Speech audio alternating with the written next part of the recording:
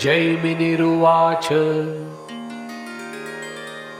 न वक्तुं शक्ये राजन् केनापि तत्स्वरूपकं नोपाधिनायुतं ढुण्ढिं वदामि शृणु तत्त्वतः।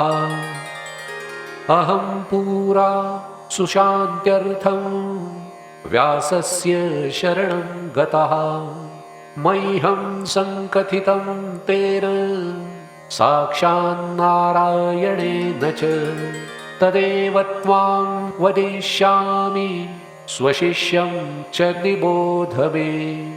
यदि तं भजसि हृद्य सर्वसिद्धिप्रदायकं देहदेहिमयं सर्वं गकाराक्षरवाचकं संयोगायोगरूपं यद् ब्रह्मणकारवाचकं तयोः स्वामी गणेशश्च पश्य वेदे महामते चित्ते निवासकत्वाद्वे चिन्तामणिः स कथ्यते। चित्तरूपा स्वयं बुद्धिर्भ्रान्तिरूपा महीपते सिद्धिस्तत्र तयोर्योगे प्रलभ्ये तयोः पतिः। द्विज उवाच शृणु राजन् गणेशस्य स्वरूपं योगदं परं भुक्तिमुक्तिप्रदं पूर्णं धारितं चेन्नरेण वै।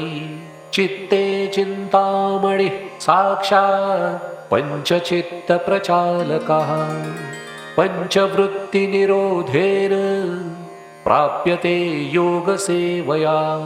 असम्प्रज्ञातसंस्थश्च गजशब्दो महामते तदेव मस्तकं यस्य देहः सर्वात्मको भवत्।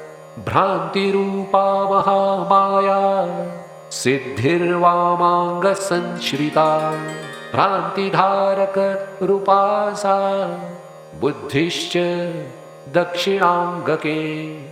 तयोः स्वामी गणेशश्च मायाभ्यां खेलते सदा सम्भजस्व विधानेन तदा संलभसे नृप।